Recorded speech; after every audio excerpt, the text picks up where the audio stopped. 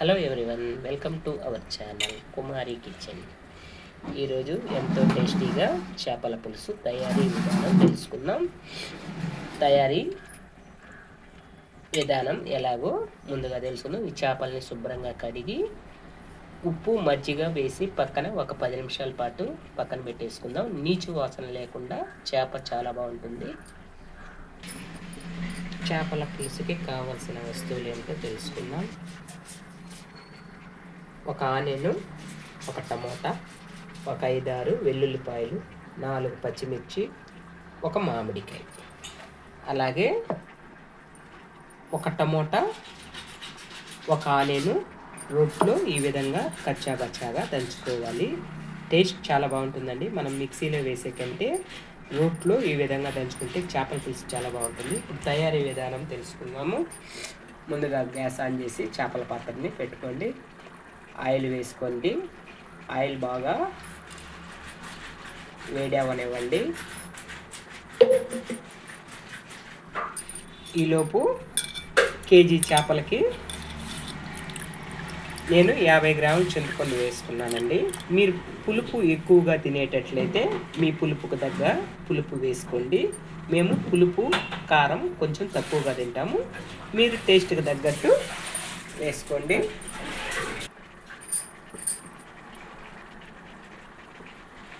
ఈలోపు oil heat అయిందండి. ఇప్పుడు కొంచెం ఆవాలు, జీలకర్ర, మెంతులు వేసుకోండి.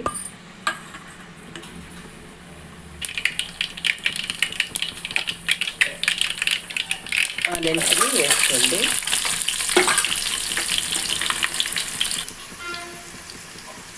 కొంచెం కరివేపాకు, అలాగే 4 పచ్చిమిర్చి వేసుకోండి. 4-5 వెల్లుల్లిపాయలు, ముందుగా కట్ చేసి పెట్టుకున్న ఒక టమోటా వేసుకోవాలి.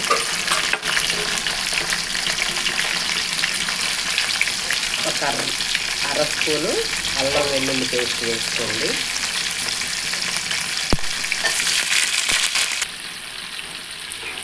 ముందుగా దంచి పెట్టుకున్న అల్లం, టమోటా, ఆనియన్ పేస్ట్, ఇందులోనే ఒక 1/4 స్పూను జీలకర్ర, ధనియాలు కూడా వేసి దంచుకోండి. కూర రుచి చాలా బాగుంటుంది. ఇప్పుడు ఆయిల్ పైకి తేలేంత వరకు బాగా డ్రై అవ్వనివ్వండి. ఈలోపు చింతపండు బాగా నానుంటుంది. బాగా పులుసు తీసి పక్కన పెట్టుకుందాం.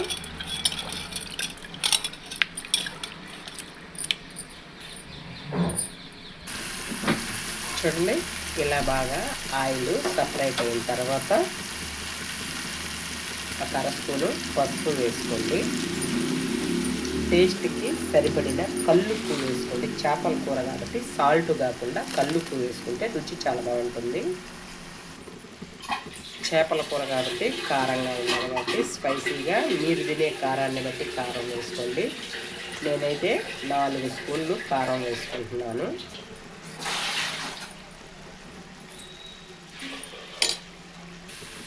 ఉప్పు కారం వేసిన తర్వాత ఒక 5 నిమిషాలు ఆయిల్లో బాగా వేగనివ్వండి. ఇప్పుడు ముందుగా తీసుకున్న చింతపండు పులుసు కూడా వేసుకోండి.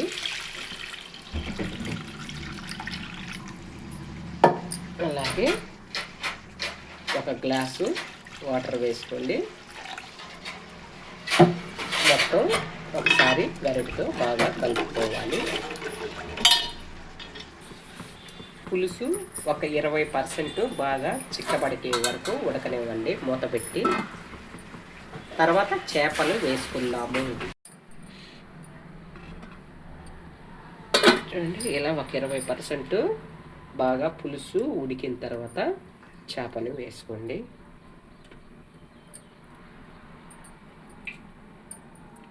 చేప వేసిన తర్వాత కూర బాగా చిక్కబడిన తర్వాత మామిడికాయ మెంతుల పొడి వేసుకుందాము. కూర చాలా బాగుంటుంది.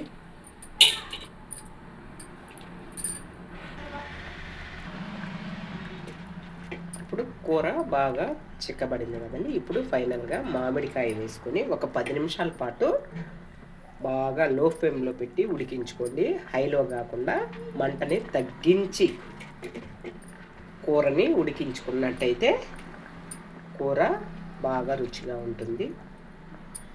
ఫైనల్గా ఆవపిండి, మెంతిపిండి వేసుకున్నాము. అంతేనండి, చేపల కూర రెడీ అయిపోయింది.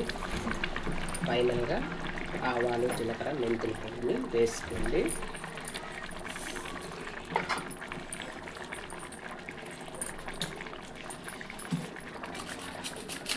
ఫైనల్గా కొంచెం కొత్తిమీరని వేసుకోండి. ఈ రెసిపీ మీకు నచ్చినట్లయితే ప్లీజ్ లైక్ చేయండి, షేర్ చేయండి, సబ్స్క్రైబ్ చేయండి. ఓకేనండి, మరొక రెసిపీతో మళ్ళీ కలుసుకుందాం. Okay, bye.